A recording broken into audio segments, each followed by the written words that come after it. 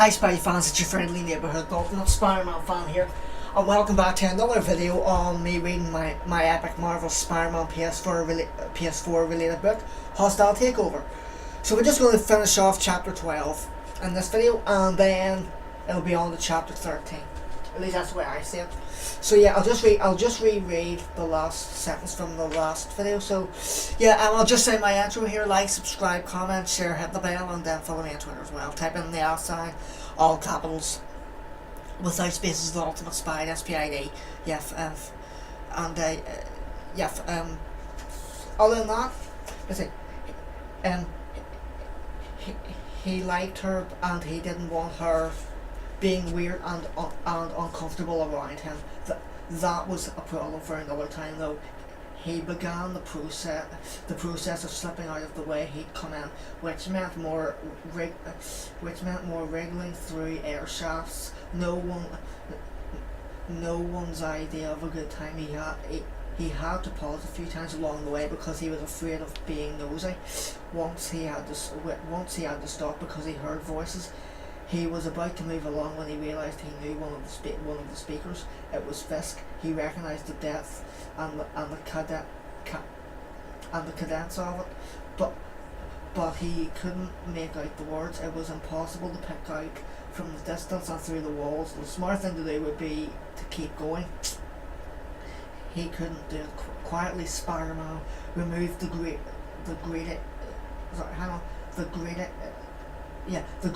from the shaft and slipped out onto the floor. He wasn't entirely certain where he was, so he did a quick scan for security cameras. There were plenty, and they were everywhere, though none were pointing in his direction. So he figured he had to be on one of the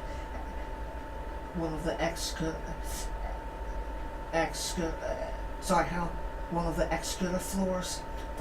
There was a light coming from one of the offices, which meant the conversation was probably coming from there. He had to get closer. He looked at the cameras. If he used just a little bit of ribbon on each one, he could freeze them in place and work around their range of vision. The devices oscillated. Sorry if I say that wrong. Oscillated slowly enough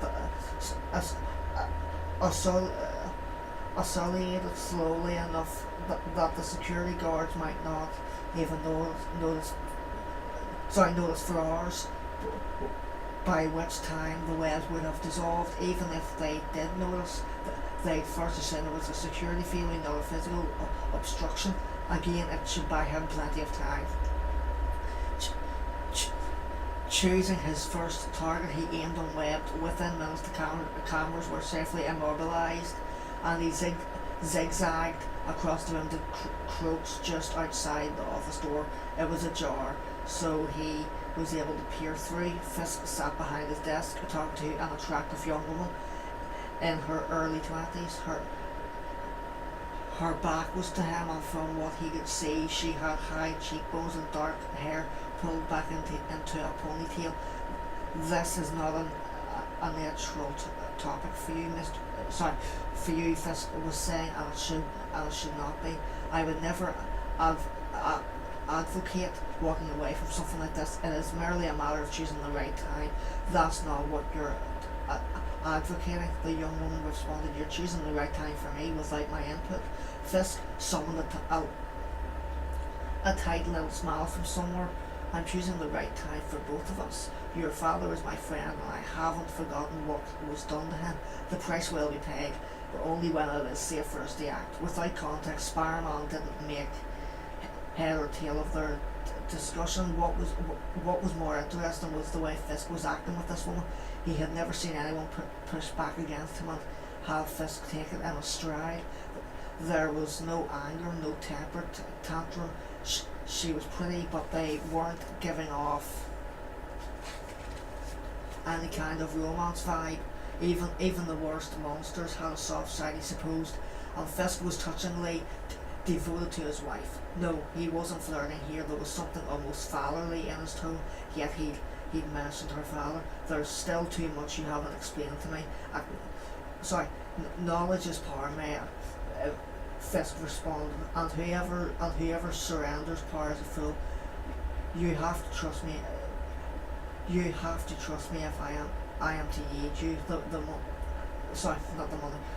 The woman answered, "It's not about trust, it's about protection." Fisk told her, you win at chess not by charging ahead, but by outthinking your opponent.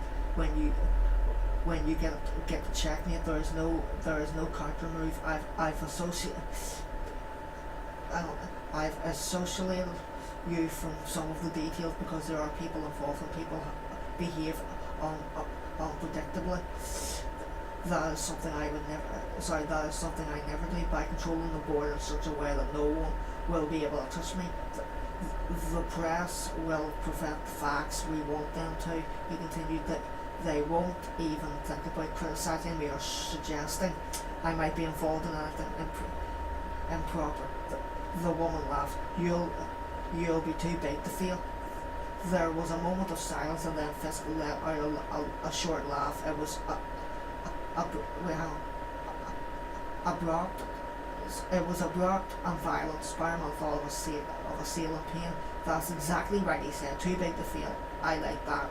Acknowledging it's perfect. And once that becomes true, it will be checkmate, and we have no reason to hold back. So then she's like, we'll be too big to fail. And he's like, yes, that's exactly right. My loyal minion. It was weird. There was something big happening. Spider-Man was waving his arms around while talking, and decided to adopt a more composed posure. He leaned casually against an air conditioning unit, the way dignified people did. "Did you get the file?" Watanabe asked.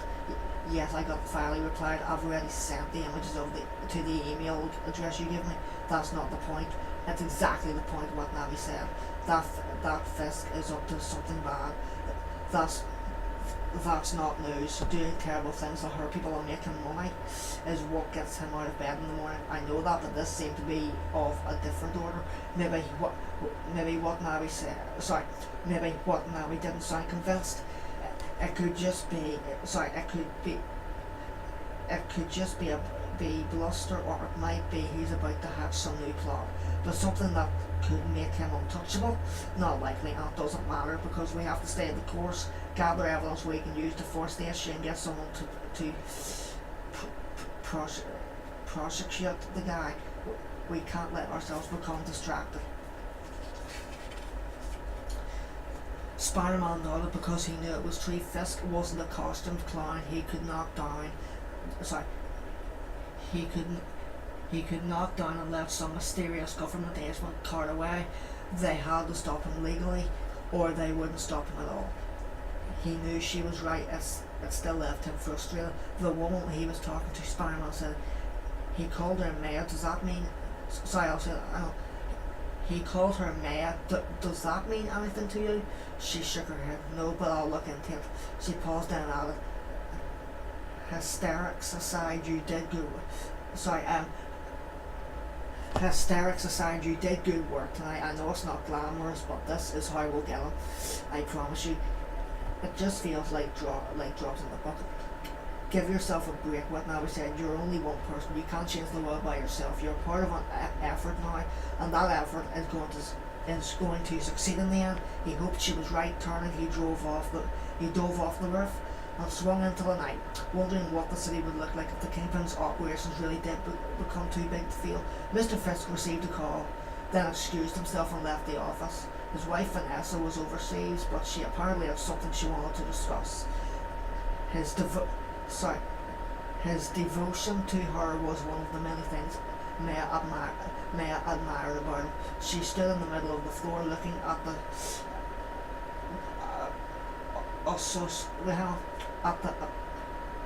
oscillating cameras. Sorry if I said that wrong. I'll try again.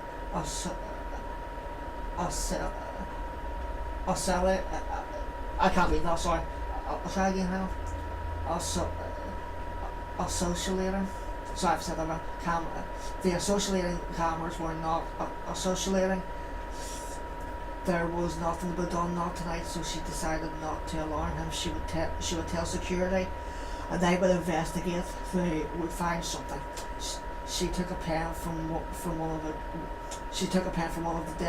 desks and poked at the substance around the camera. It was sticky. Webbing. Something would definitely have to be done. It would have to be done soon. And chapter 13. Yeah, let's see. I'll just check see how many pages there are in this. Okay, okay, not bad. Yeah. Yes, by fans, that's going to be it. And again, I'll just apologise for any words I couldn't say there. Yeah. Other than that, yeah, thanks for watching. I've already said my intro, so I'm not going to say it again. Don't need to. Yeah, other than that, stay tuned for all of my next Epic Spy videos, including my next gameplay and my reaction video to Spider-Man Far From Home next week sometime. As it's been confirmed, it's coming out next week. Other than that, thanks for watching, and I will see all you Spy fans in all of my next Epic Spy videos. It's your friendly neighbourhood, the ultimate Spidey-Fan, over and out. Thwap.